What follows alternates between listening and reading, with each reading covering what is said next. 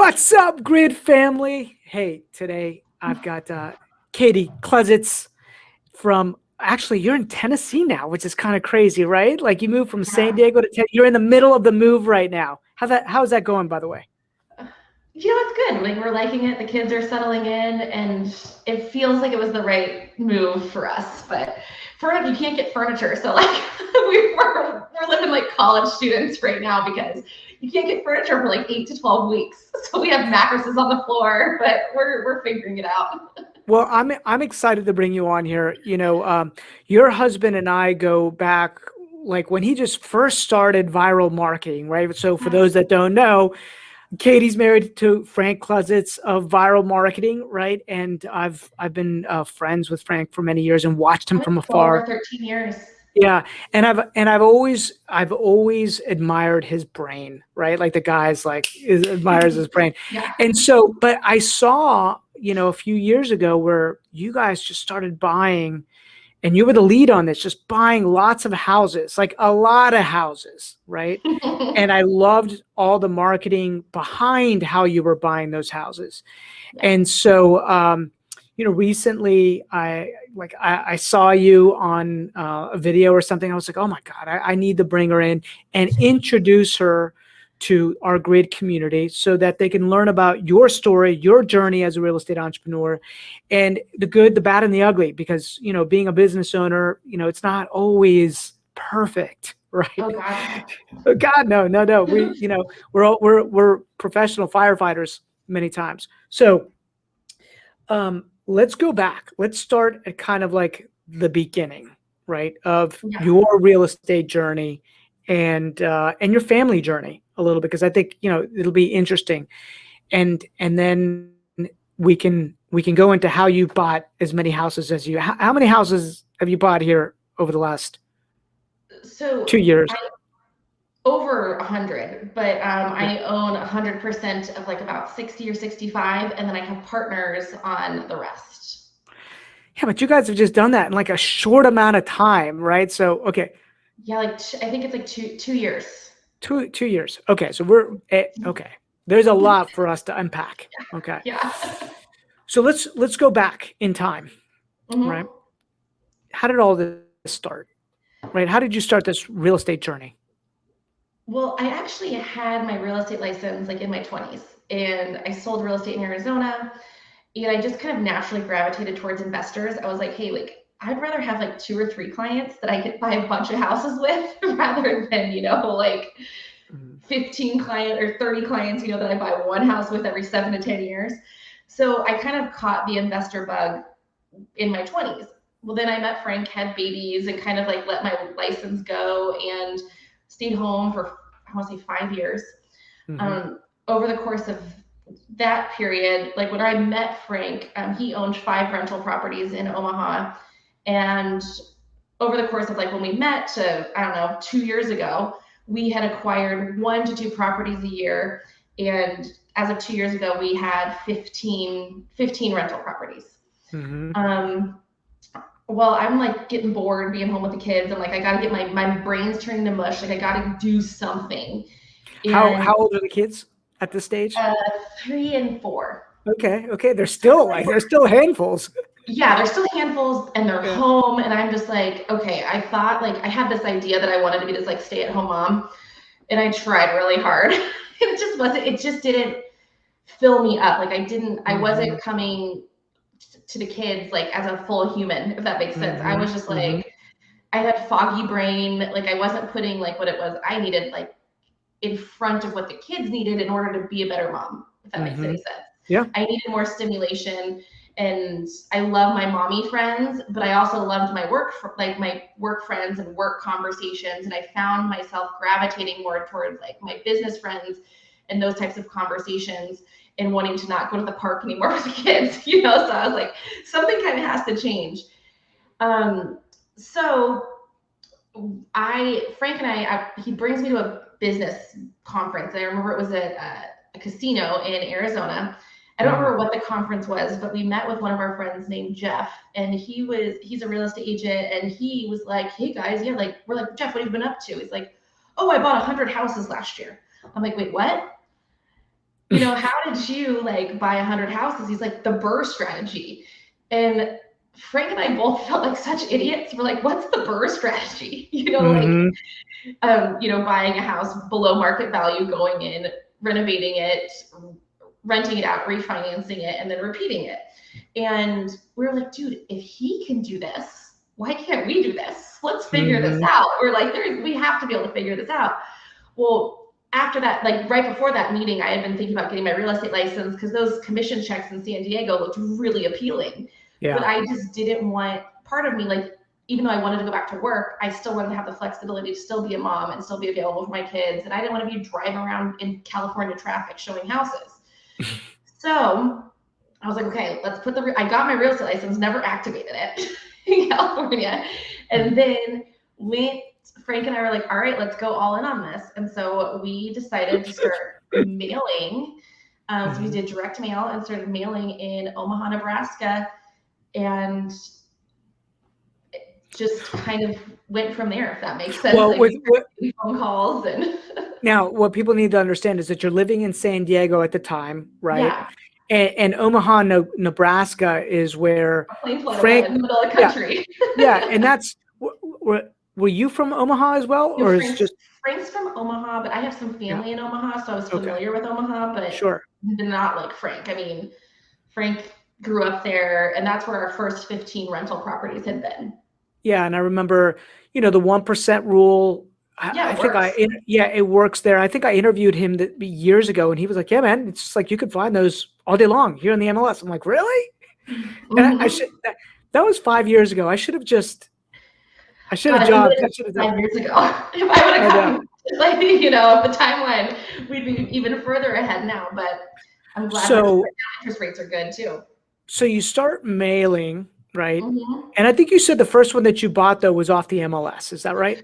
So that was right before. That was like our 15th one. That was the one that kind of gave me the bug, to like get back into real estate, because it was a short sale that a friend of ours called. She was an agent that had sold us 3 or 4 before, and she was like, "Dude, I don't know who else I'm going to sell this house to." And I was like, "I'll take on the project. Like, this will be my first project into like starting to get back into it."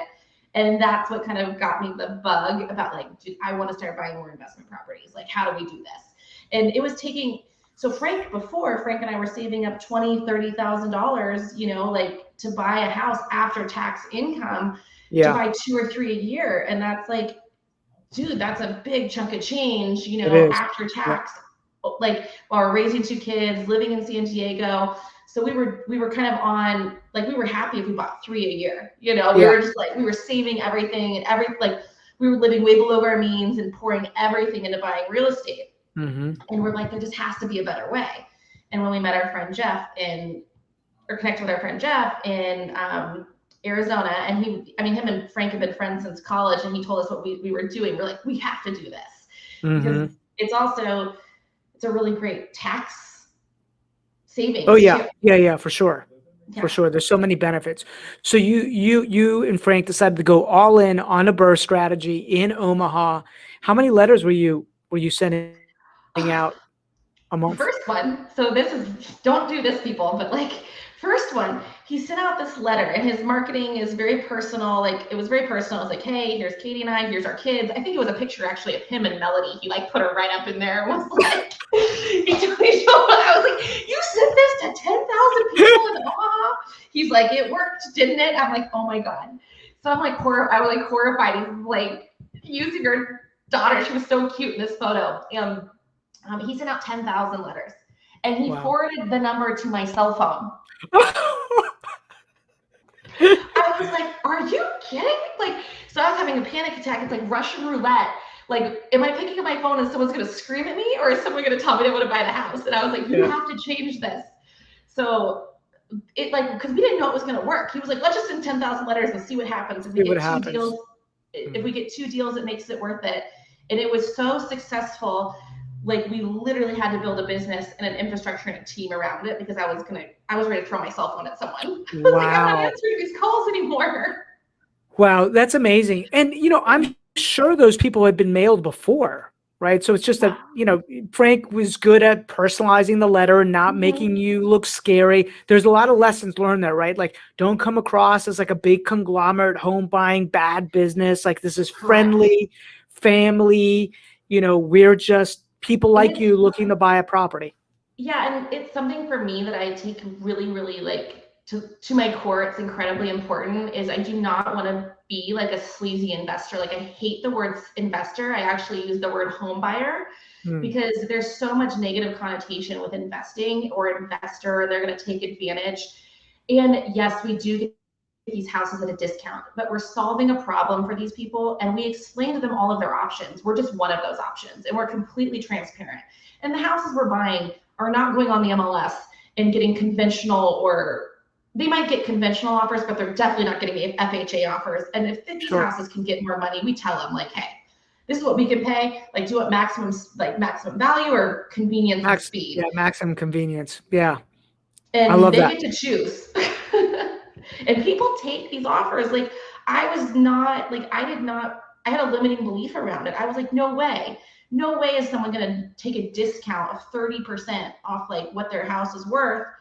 People take it all day long just because of the situations they get themselves into, or they don't want people in their house. They're embarrassed, or there's just so many reasons, but it works. And so So that's interesting, right? Are people calling now? You solved the whole phone thing. It wasn't coming directly to you. It got routed. Did you route it to a service that screened no, it, and then it came to you? we actually hired our own ISAs and trained them and got our own. So everything's in house. Like we don't use Got it. any outside vendors. We train. This is something that is Frank's genius, and he's really helped me like to keep our costs down because it's an expensive. It's definitely a very expensive business to run. Hmm. Um, we hire a lot of people in the Philippines, but we teach and train them and have like to get them to fit into like our model. We don't Hmm. hire expensive talent and expect them to Hmm. just know what to do, like to know what to do. Um, we have, because of our margins, we have to teach, train and coach. And I love our team in the Philippines. Like we've, they're like family now because we've taken the time to teach them and coach them. And they've been with us. Most of them have been with us since we started, or we hire That's their awesome. family or their friends. So for those that don't know, an ISA is an inside sales Mhm. associate, right? And so they've got all the calls are going to them using a software, maybe like CallRail or Mhm. something routing directly right to them. The calls Yeah. are recorded, I'm sure. Uh, Yes. and so and when you get a live one, right, are you buying Mhm. then these properties sight unseen? Are you So I have what we call like an estimator that goes out on the ground, and the person in Omaha that we hired was used to be our property manager. So he had been our property manager. We have a really good relationship with him. We trusted him, and I basically explained to him, "Hey, this is what I need to see in a video in order to make a decision." mm, And he would go out. He'd call up the sellers. So it removed me from the process almost completely because he would call up the sellers and be like, hey, like I'm Chris, I work with Katy and Frank, and we use the script. Katy's at home with the kids, like she's busy, but I'm gonna, I know more about this than she does. I'm gonna come out and get her all the information, and then we're gonna make you an offer.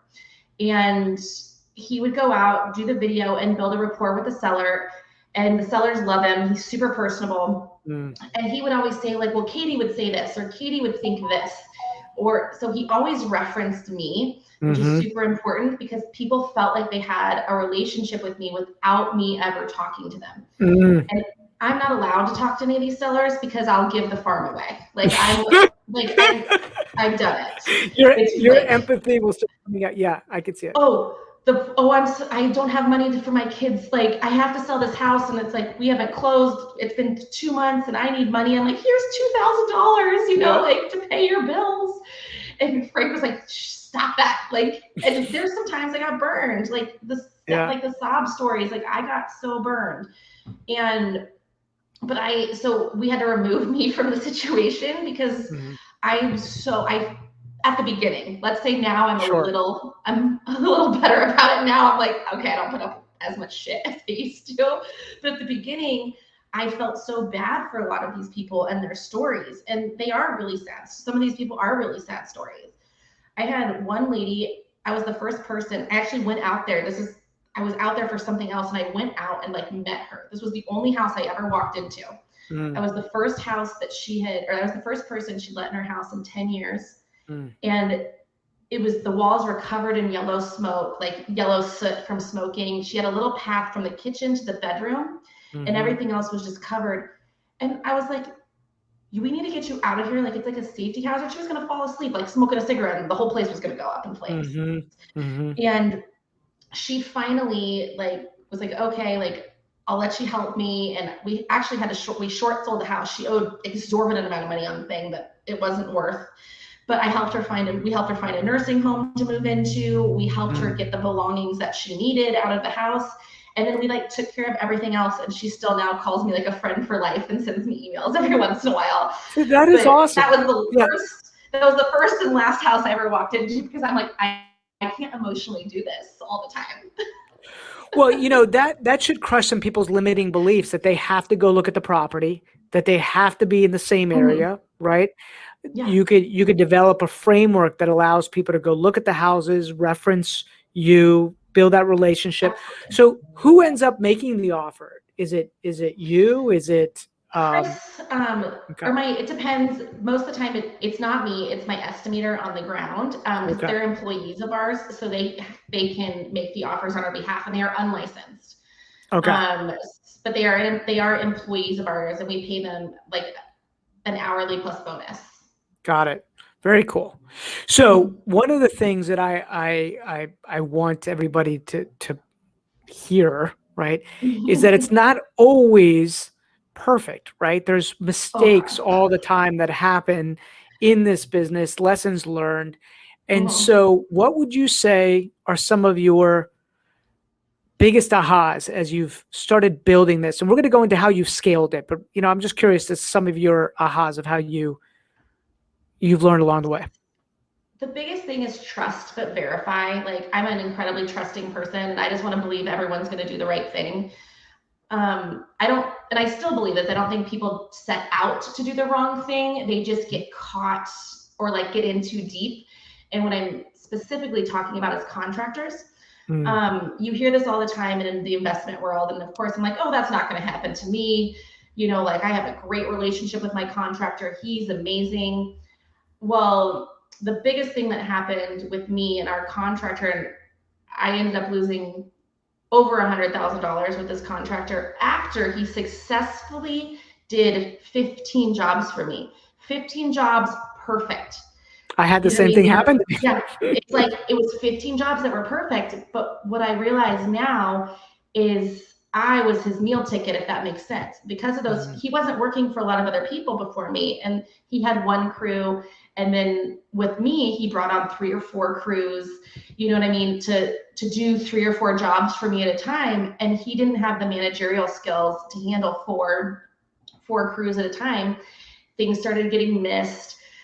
He wasn't checking on the jobs himself. His subcontractors like sent him a photo. They positioned it just perfectly.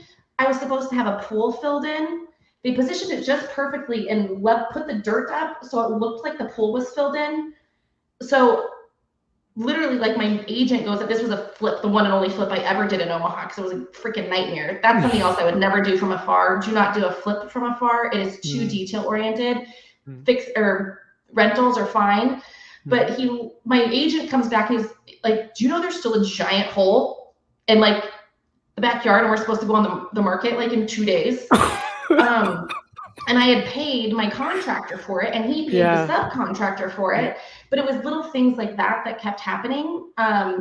So now something that we do is I have a third party, like a runner, go out and get videos and give me videos, or to get very detailed information before I issue payments from afar. So I have to have a verified video with someone I trust as a third party, not my contractor, that could benefit from lying to me. Yeah. I love that. What I hear you saying is that you make a mistake and then you set up a system to help you fix that mistake along the way, right? So that it doesn't happen again. So and that's an interesting point. Yeah, no, that's an interesting. I don't want people to kind of gloss over that. What you said was, hey, fix and flip, right? You're going to spend a lot more money on a fix and flip, meaning you're going to put in all the nice stuff, and that a burr is, many times going to work better for you. Did I lose you a little bit? Sorry, I think you broke up just a little bit. Yep. Okay. Now we're back. Go ahead. Now we're back. Okay.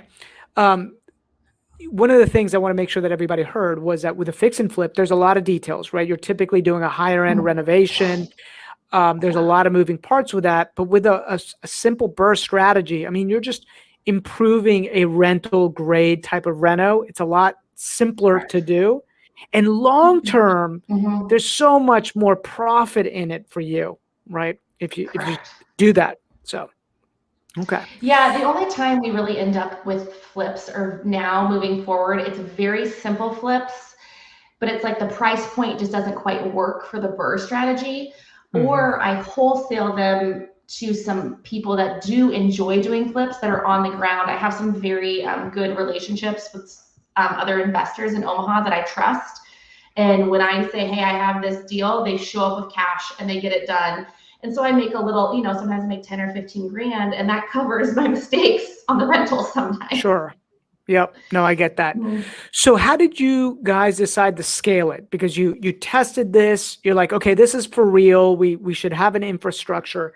And then the next thing I know, you guys are partnering with people that you're friends with to buy bulk. Yeah, it was kind of on accident. Like it wasn't something I set out to do or something I wanted to do. It was kind of like, hey, this is what Frank and Katy are doing. And I had people like knocking on our door, basically saying like, can you do this for me?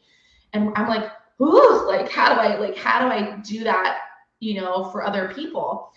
And one of my things is I really only want to work with people that I enjoy, and I want it to be treated like a partnership. I didn't want it to be like an employee-employer relationship or a client-customer type relationship. And what was happening is our infrastructure in Omaha was getting very expensive with our ISAs, transaction managers, virtual assistants. I can't remember exactly how much it was. I think it was about $10,000 a month to pay for everything so that I'm not doing everything myself. Because if I was doing everything myself, there's no way we would have been able to buy all these houses at scale. Yeah. And so we had to figure out a way to kind of cost share like the infrastructure. And we're like, well, this is how we could kind of do it. So we ended up partnering. One of our first partners down in Waco was Tim Heil and Matt Patulski. And they both have like businesses they're running, and they're in real estate, and they're running real estate teams and real estate businesses, but they didn't have the time to devote to building their own wealth through real estate. And so we figured out a way to kind of partner with them where I go out and I do all their acquisitions, and they share in all of our infrastructure, and it keeps our costs down. And then we get to partner with them on the equity in the houses that we're buying. And we kind of run it for them, and we have weekly meetings and say, hey, here we go, and this is what happened, this is what's going on. They're like, cool. Like, they're just like, great. They did provide us, so kind of how it works is they provided us with the line of credit and the money to purchase the houses, and then they pay us like a small monthly fee to help pay for like infrastructure. And so we did that with a couple other people as well, and it's worked out so far. But there's definitely some things have broken, Sure. throughout the process. Something that's super important in this process is to have people on deck all the time for new positions. So making sure like you keep your hiring going. So that's an expense that we kind of all cost share in, is making sure our hiring is always going. We always have someone to slide into the next role. Because if you don't have an estimator on the ground that can go on your appointments, and you did a $10,000 mail drop, you got to have a backup plan. Yeah, you need a backup plan. Oh my goodness, that's crazy. And we have that happen. And so now we've actually been able to even go on some virtual appointments. So my main estimator, he's taking over acquisitions for me now. We can hire runners to go out and do videos for us, and then he'll negotiate over the phone or over Zoom, kind of as a stopgap until we find someone else. And it's been working great. Just the timeline's a little slower. It takes a little bit longer to like get the contract signed, but we're still getting the same amount of contract signed and moving forward. What are some of the KPIs you guys are looking for? I mean, now I'm going to get it. I won't go too nitty gritty, but I'm just curious. Like, hey, we want to buy 5 houses a week or 5 houses a So month, or what is it? in each market, the minimum is to get 4 houses under contract a month, keep 2, and wholesale 2. That's great. I love So that. that kind of covers, the wholesales Mhm. cover. Yeah. I'm so bad at wholesaling. I hate wholesaling. It drives me crazy because I'm like, that's freaking money out the window. You know what I like? I Mhm. hate it. Mhm. I'd rather keep it as a rental. And if the finances, if we're in a situation where I can keep it as a rental, I keep it as a rental. And even my other partners are the same way. They're like, don't sell it. Don't sell it. If you need more money or if we're off by 10 or 15 grand, just ask us. We'll put more money in. Because Mhm. sometimes these burr strategies, they're not perfect Yeah. because you run into your initial bids shows, hey, I just need I just need laminate flooring, appliances, and paint. And you're like looking at, let's say $12,000. And then you get in there and you realize the plumbing's completely shot and there's another $7,500 where the AC unit goes out and there's, $5,500. And so it's like crap, like there's that extra cash and then the appraisal doesn't work out on the appraisal. So you're about let's say $7,500 off when you go to refinance that you have to come out of pocket. I'd rather come out of pocket that $7,500 if I have it and keep the asset than sell it over $7,500. 100%. 100. So, Actually, yeah. I won't go into my whole story with that, but it was one of my main drivers of just not. I always felt like I was killing the golden goose, right? That was laying the egg every time I wholesale something, and I was like, I've got to stop doing yeah, this, right? it's like I hate it and I hate wholesaling. But I do. There's a part of me that doesn't mind it too much, especially in Omaha, because I tend to wholesale to my friends. I have a couple friends that are like, Oh, hey, how do we good. get in on this? And one of my contractor is actually someone that's known Frank since college as well. He lived with us for a while, like when he went through like a divorce, like we're really good friends. And I wholesale stuff to him. I wholesale stuff to 3 of my best friends that they kind of put together a partnership where I don't own any of that, but I'm able to help them build their wealth, and which is really cool and exciting. That's And cool. that, I don't know, so it doesn't feel as bad anymore. Okay, so you had this contractor issue that came up, right? And you had the $100,000 lesson that was there. Any others? Any others that kind of like ring a bell to you? Any deal that you were like, oh my God, like this thing was an absolute like that. Yeah, this is a good one. This is a good one. And this is something that I think where you really need to have a good banking relationship. I'm really grateful that this happened, but it stung at the time. Right before COVID, I was looking at buying a package of 62 houses. And at the time, I didn't have, the down payment money for it. Like we were still getting our lines of credit. So I looked to partner with someone. And there was lots of promises and agreements between me and the partner, but nothing was ever officially written out. We kind of went back and forth on like the operating agreement because what we were saying to each other was in alignment, but what was coming back from his lawyers was not in alignment with what we were talking about.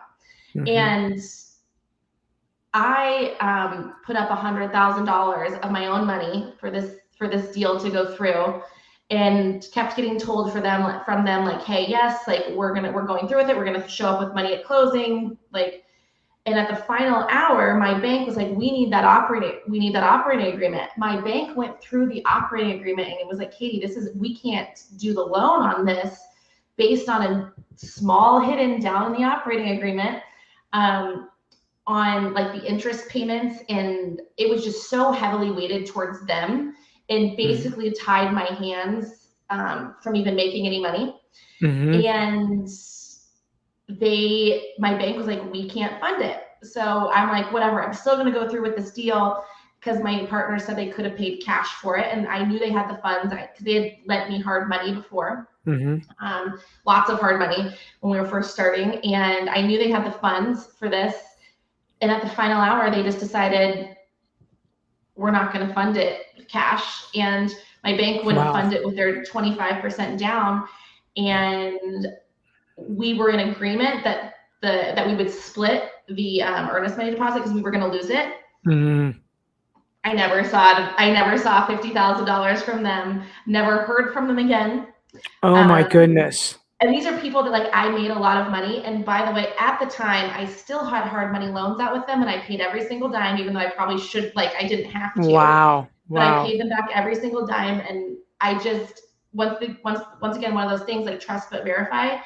Sure. And I'm so grateful my bank caught that, because if I would have signed those papers and I would have gone to business with them, I probably would have lost even more money or been held accountable for even more things I didn't understand at the time.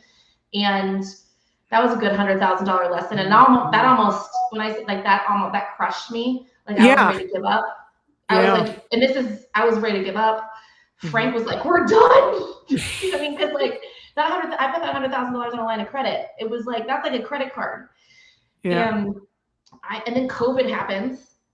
Oh my God. Yeah. And then, you guys must have been freaking out, because I know like everybody shut their marketing spend off around that time, right? Everyone stopped their marketing spend. My banks are pulling my refinances. Like I have a $2 million refinance going right now. My banks, and all my stuff's on hard money loans. Like how am I going to pay this shit? Oh my God. So, and then are my tenants going to pay? Like, I remember. I think Frank and I think for 8 weeks, we're in a complete state of shock. Like, what are we going to do? We pulled all of our money out of all of our savings accounts, all of our Vanguard accounts, all of our stock market. And we're like, okay, we can make our mortgage payments for like 6 months if no one pays. And we're broke. You know what I mean? Like, and then we're broke. Like, there's nothing, like, how are we going to make this happen and make this work? And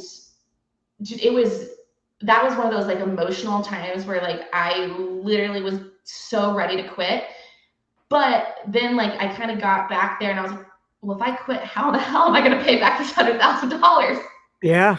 Yeah. You know, and if I could go back now, I would have doubled. If I like now knowing what I know, I would have doubled down in March, April, and May and just bought everything, because then all of a sudden prices skyrocketed and it got super competitive even in Omaha, which is crazy. But it all worked out. But dude, that was a crappy time. Oh, I feel you. I remember I came home and I'm like, Kim, I think we're screwed, right? I mean, we have owned all these properties. I'm like, nobody's going to pay. So the big thing I was shocked at, 80% of our tenants continued to pay, right? And luckily we are in an area that there's a lot of virtual workers here in this area. So that was good. There was a small portfolio of properties that we own in a sub-market that they're low dollar, that nobody paid, right? Which is crazy, because what's that price point like of rents that didn't pay? It was inexpensive. It was like $550, $600 a month. That's where I had a really, really hard time. Those tenants, the $400, $500, $600 tenants didn't pay. Yep. All my other tenants paid, and we were so incredibly lucky. And I'm talking like between $900 and $1,500 a month. Yep. We had really, really good relationships with our tenants, and we worked with them. We helped them get assistance if they couldn't pay, or they said, hey, like, we're going to be behind, but we'll catch up. We just made it really clear to our tenants, like, hey, like, we'll work with you if you work with us, but if you don't work with us, like, when the moratorium's over, like, we will come, you know what I mean? Like, we will do what we can to get, like, get our money back. And I couldn't even imagine being in a position if I was just like I say mom and pop, like where you own 2 or 3 and everyone stopped paying. Like, you're in trouble. You're in big trouble. Like, thank God we had the reserves and the ability to pay just for I think we had 4 or 5 that didn't pay a couple months. Yeah. Like, it wasn't even the whole time. What's interesting is we just got a check. I think it's in the process of getting funding right now. We just got approved, but it was $22,500 for tenant rent relief program, because there was one here locally in our backyard that they just didn't pay. And the rule is, I mean, they have to stay in the house in order to receive that rent relief program, right? So it's like this catch-22, right? We have the same thing going on too, right? And some of our tenants in the low, in that kind of that sub-market, I mean, they've just vacated the houses after a while. and there was no way to recoup, 18 months of rent. Now, luckily we have the reserves in order to take care of that. But I just imagine if that had been some of our higher priced properties, we would have been in we were a lot of trouble. very fortunate. And I think too, a lot of our tenants, we kind of tend to under rent by, I'd say $75 to $100 below market. And we're great landlords. We fix whatever you want. Like, I also rent, I don't rent to people with like financial issues, but I do rent to people that like may not be able to get rented to someplace else. Like maybe they have something on their record, but like they have a steady job, they have a family now. Like, so I rent to people that love renting from us. So they didn't want to screw that up. And they, you know what I mean? Like they were like, dude, if we leave and we get kicked out of here, where are we going to go and get the same deal, the same service, and this nice of a house? Yeah, that's a business strategy. This is a great business strategy, right? We do the same thing. We always keep them under rented by about $75, right? It's like, okay, if somebody complains about a rental increase, I'm like, just go look into the marketplace, and then they come back and they're like, oh yeah, I've got a good deal. I'll stay. Exactly. I've got a good deal. I'll do the additional $25 or $50 a month, right? Yeah, we don't ever. We've actually just started. I haven't increased rents on any of my tenants. Like if they stay, I haven't increased rents. We're now starting because we have expenses and like property taxes went up. Taxes will go up. Yep. And so now I've had to start looking at it. And so now what we do is like, say they're at $1,000 a month right now and market's $1,200, we'll up them to $1,100. I don't go up to 12, but I'll up them to $1,100 and then we'll go from. So that's something we just started implementing the last like month or two, actually. How many markets are you guys in right now? You said 4? So there's Omaha, Waco, like McLennan County, Temple, Killeen, which is Bell County. We are helping a friend in Chattanooga with like marketing, and I'm kind of like helping them, advising them on what to buy, and then Kansas City right now. And then I'm looking to go into Lubbock or Amarillo. Do you have Tulsa? Do you have a favorite? Omaha is still my favorite. Okay. Omaha is my favorite because my contracting there is reasonably priced. I will tell you, Texas contractors are getting paid California prices right now. It's insane. Wow. But I get way better deals in Texas, but I'm always dealing with foundation issues in Texas because for some reason it's not required to have gutters on your houses, and it doesn't come up in like inspections. Like, you know what I mean? Like most places, gutters are missing. Well, it doesn't come up in Texas. And so tons of foundations are just destroyed by the water coming down. And so I'm having to redo foundations on 1 in every 3 houses I buy down there. Interesting. Which is really, really expensive. Is there a market? Temple and Bell County, like Bell County is a really good market. I'm starting to buy more there. And where's Bell? I don't know where Bell County is. Where is that? In between Austin and Waco. Oh, got it. Okay. So Temple, Killeen, Bell County, it's like 45 minutes outside of Waco and probably like an hour and 15 minutes outside of Austin. And that's a good market. It can be a little expensive, but if you can find good deals, it's a great place. Are you, how do you pick your partners? I guess that's my next question, right? How do you decide who you're going to go into business with? A lot of the times it's a friendship first, it's people that I like and I trust and that have similar styles, I guess, to me. Most of the people that I've partnered with are business owners, and they give me a lot of autonomy to do what I need to do in order to make stuff happen. And they understand, like, I'm a bulldozer, like in a sense where I'm just going to go out, like what I'm going to do is I'm going to go acquire property. I'll figure out all the problems later. Like, and this is where Frank and I make a really good team, because Frank can come in and help me. Like, I'm like, here's my problem. This is what's going on. I get very emotional, like, about stuff. And he's like, I got it. Let's figure it out. Let's systematize it. And he'll pull all the information out of my brain.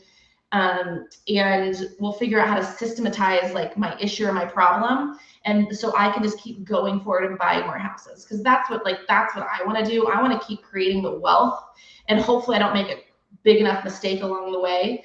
You survive it. Yeah. I survive it. Like Mm-hmm. I'm tenacious enough in that sense where I'm like, we'll figure it out. My accounting was a giant mess. Like it was horrible. Like, but I knew in my head we were making money. Do you know what I mean? I'm like, I know in my head we're making money. We're not losing money. These appraisals are coming back great. We're getting money back on our refinances. Like we didn't spend as much as we thought we were going to spend. Like who cares? Like let's keep going. If I could go back, I would have hired someone sooner to pick up my financial pieces rather than having to go back through and figure it all out because it's so painful. Oh God, I did that too. I did that too. No, I mean, like, it's like, I'm like, I have to like, so now I actually have it set up. I work with my finance guy 3 times a week yeah. and it's literally like school for Katy. You know what I mean? Yes. He's like, okay, Katy, this is what we need to do. This is how it needs to be done. I'm like, oh my God, this is so painful, but I'm so glad I'm starting to understand how it all works. Well, what's so interesting, it's just been a few years. Let me think about this. From the year 2016, no, not 2016, 2000 and when was it? 2000 and maybe at a hardcore level. Let me go back. It's probably 2006 till about 2011, right? We created such a mess. Like we just like bought so much stuff. We were managing 300 properties. Yeah. We like there was so much development work that was going on. Money was coming and going, and we didn't have a super solid financial background. And literally, like one day, I was like, "What is going on in this thing?" Right? And I literally had to hire somebody to become my financial coach and do exactly what you did, and sat me down and worked through like all the P&L, everything. And it was the biggest blessing for me as a business owner, right? I knew I could go get deals. I knew I could go put things together. Yeah. But I was always like, oh, the money is for somebody else later. I'll do that later. Somebody figure it out. Yeah. Biggest mistake you could make as a business owner, by the way. Yeah, and I will say like hiring like an accountant or CPA is very expensive. So like something that you could do like in the interim, like just to make sure your books aren't a complete mess, is hiring at least a bookkeeper that you get all your expenses to, that meet with them at least once a week, you know, just to make sure your expenses are at least categorized correctly. And then you can deal with the big financial stuff maybe like down the road later, or hire someone to focus on that. But first and foremost, like the first hire, like I think I would have, but make sure you're meeting with that bookkeeper to actually categorize your expenses and put them towards each property as you go. I just had them call me up and ask me about something from 2019. I was like, I have no idea. Like, just throw it into, like, do whatever you want, throw it into a miscellaneous expense. Like, there's no way I'm gonna remember this stuff. Yeah. And so now I have a bookkeeper that keeps track of everything. She's actually in the Philippines too, and she's a certified CPA, and she's wonderful. Yeah. I think I have her for $8 an hour or something like that. That's crazy. Okay. Yeah. And so every bill I pay, every receipt, I just throw to her. And then once a week, she's like, Katy, I don't know what this is. I'm like, cool. And I let her know, because I at least have it in my brain because it's fresh. And then now I'm meeting with our CPA. We hired a really great CPA who's asked me or has volunteered to work with me 3 times a week so that his life is going to be easier. Yeah, that's fantastic. He's doing our returns for all of our partnerships, you know, like, and I just got a return back from Klesitz Realty. I think it was 140 pages last night. Like, that's insane. Yeah. Well, you got a lot of partners, right? And you got just in Klesitz Realty, that's just the houses Frank and I own, like 100%. And then I have K1s from all these other partnerships too now, which is crazy. The majority of your houses that you guys own, are they in Omaha? Yes, I own everything we own. I own in Omaha. I do own one in Texas right now that I bought as a flip. I don't know why I did it. I was having a moment, and it was this beautiful historical house. Oh, and that's something else you guys don't do. Do not buy historical homes. I just had this I was drawn to this house. I thought it would be such a great deal. Dealing with all the historical permitting and stuff is a nightmare unless you have a contractor or you're well versed in it or have an incredible exorbitant amount of time to deal with it. It's not worth it. Yeah. So no. Yeah. It's been 6 months and it's sitting there with a hole in the roof because they won't approve me to get a new roof. Yeah, that's not good. That's not good. Well, what's the next, we'll start wrapping it up right now, but what is the next 2 to 3 years look like for you? What's kind of the vision for you guys? What do you want to do? You You want to know, continue buying? You want to slow down? Do you want to pay them more off fast? Like what are you guys thinking? well, how this all started too was like the whole idea was Frank and I to have $1 million in passive income in 15 years when all of these houses were paid off. Mm-hmm. I think we're pretty close to that. Like when all these houses are paid off. So that's kind of how it started. Now we're definitely looking to going into multifamily. I've started, multifamily really fascinates me. In a sense, instead of having 19 projects going on, I can have one project, and I can kind of focus on one project. But I kind of built the team and the systems in the single family where it's churning and it's doing really good, really well. Machine. And it's doing well. My goal is to not be in front of on Zoom meetings anymore. I'm tired of meetings. I'm tired of Zoom meetings. I want to meet like kind of just with my key people like once or twice a week, and I want it to run on its own, and I want to hang out with my kids and kind of go back to being a little bit of mommy, but having some, I would say like passion projects. Like I've talked, one of my girlfriends and I keep talking about doing, now that we're in Tennessee and it's more affordable, I want to do like a development, like a build to rent, single family houses or duplexes, not apartments. Or we've talked about going out and raising money in some way, shape, or form to invest back into real estate with people that want to own real estate but don't want the responsibility of it. So I don't know. We're kind of still trying to figure out kind of what the next couple of years looks like, but definitely pulling me out and like empowering the people underneath me to do a really good job and keep the machine moving so that I can go out and do more higher level stuff, because being in operations is not my forte. Yeah. No, there's a natural progression, right, that occurs. Essentially, you become the chairman of the business, the shareholder of the business, and your job is to empower people to make the right decisions. You coach them, you develop them, and you go on to other projects and make the world bigger, right? For the family that, everybody that's involved with you, right? You're just going to make it bigger, right? Yeah, I want to do some fun things. Like I want to hang out with my friends. I want to be like, hey, let's go here for a week and let's figure out what to do next, and let's go hang out on the beach. And I love real estate, and I love the opportunities real estate gives people. And there's no barrier of entry to real estate, which I think is amazing. And anyone can do it. And I do want to say too, like, I think so many people are so afraid to like take that first step into investing. And it's like, just buy one, just do it once, and move forward with one, because you'll be so grateful and so and thankful that you did 10, 15 years from now. Wouldn't you agree with that? So many people are so afraid to do it. And I'm like 100%.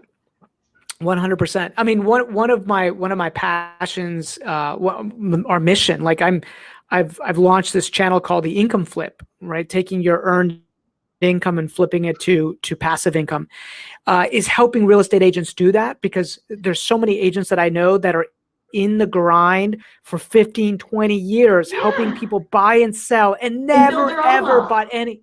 Yeah, they're building someone else's wealth and never look at their own crap. And it's like, and like live below your means. Like Frank and I lived way below our means, and invest now, like invest in your future now, so that you can like live. Like Frank and I, like by the time we're 45, like actually now, like I'm dead serious right now, like we could be done. Like I wouldn't have to work if I didn't want to. But that's also because Frank's business does really well and like pays for all of our bills, and then I'm able to focus on building our wealth. But like that's a powerful machine. It really is. And I have to say, like, I'm very lucky that I'm able to do that. And that's I don't believe investing can be your full-time job if you're trying to do the burst strategy. Like you need kind of like an income that supports your daily life. And then like, don't count on this business for income right now.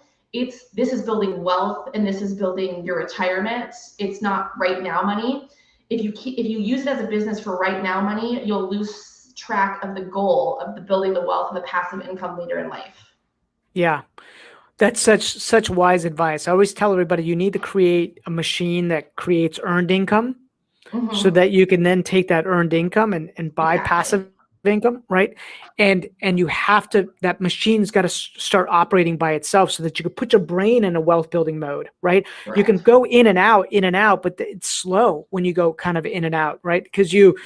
you start putting your brain on the investment side, well, then your money machine side could break, right? Until you hire the right people. It's like you're building people in that earned income side so that you could remove yourself so you could focus on the wealth building side. Or you do what And you guys did. The power couple, right? One has that income side and the other is doing the wealth building side, which, by the way, you and I talked about. I think, Linda and Jimmy kind of had that same dynamic going on, yeah, right? and they really did. So like they really did have kind of that dynamic. Like, and I love Linda talking to her kind of because I think this is something else I kind of have talked about with some other people. They're being a mom, and building a business while your husband also runs his own business. There's a lot of like mom guilt sometimes. Mm. And Linda and I talked a lot about that and have she's like, mom guilt will kill you, like get over it. She's like, she's like, I'm telling you, like my kids, because she's older than me, her kids are actually closer to my age. She's like, my kids now thank me for the fact that I was out there growing and building and doing, because they see that like they still think I'm a great mom, like Mm-hmm. they're so happy that they saw that. Now they have the like that foundation they're out growing and building and doing. And as much as my 6-year-old and my 5-year-old are like, mommy, stop working, and like oh god, they know exactly what buttons to push to make me feel like crap. And but I have to like be like so something I do is I try to like cut a boundary like line where it's like, okay, when the Mm-hmm. kids come home from school, like I'm gonna be in mom mode for this amount of time. And Yeah. it's really hard working with Frank sometimes because Frank wants to work all the time, Yeah. Yeah. Frank, Yeah. he gets super creative on the evenings and the weekends. And that's when I want to spend time with the kids. So it's just creating a boundary where it's like, okay, like I work and it's great that I work and I want my kids to see that I work, but I also have to have like focused time with them. So there's like a little bit of a balance, but like you cut out, you know what I mean? Like you don't want work to totally pour into home, especially like as a mom, if that makes sense. But you also want your kids to see you work hard and Yeah. like so I don't know. Well, It's an my interesting wife, dynamic. yeah, my wife and I went through that too. I mean, our daughter's Mhm. 19 now, right? So I, Yeah. I asked her probably a year ago, and she knows how to push my buttons too. And I was like, Yeah. baby girl, what do you remember the most about like early in the beginning, right? Like when you start remembering like back in your early childhood. And she goes, you and mom worked a lot, right? And I was like, Yeah. oh, right.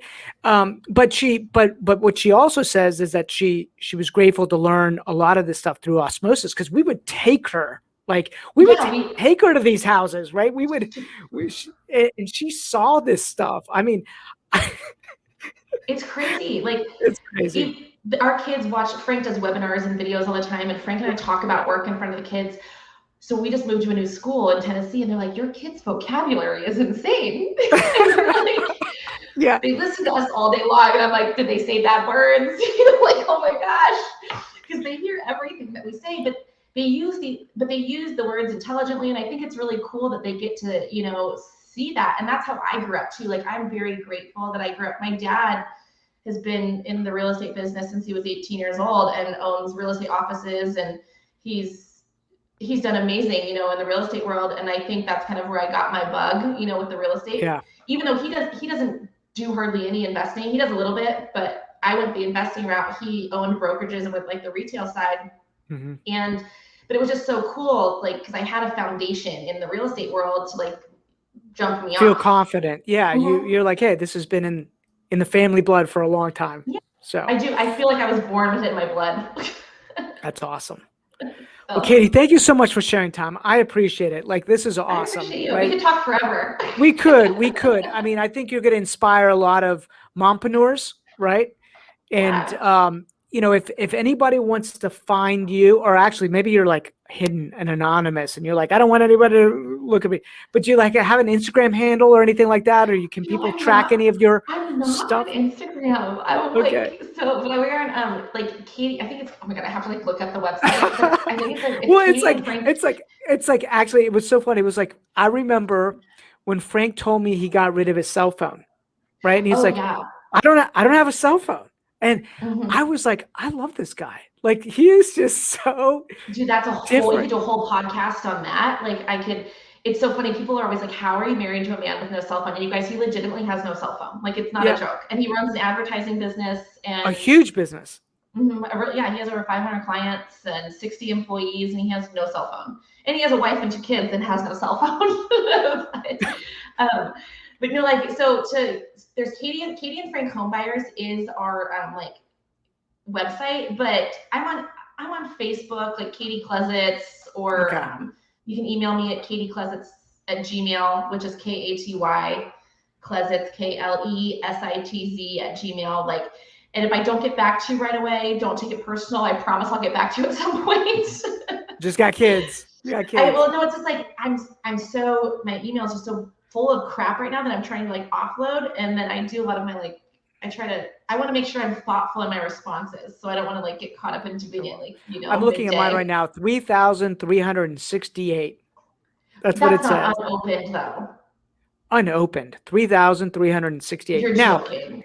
no, I'm not joking. I'm not joking. Now, a lot of them there's a lot of spam in there. There's a lot of things that have been filtered, right? But like, I know what's important. I see stuff come in, I track it, I answer the important stuff. But yeah, I think I just need to like clear it all out and start all over again and get a new email address.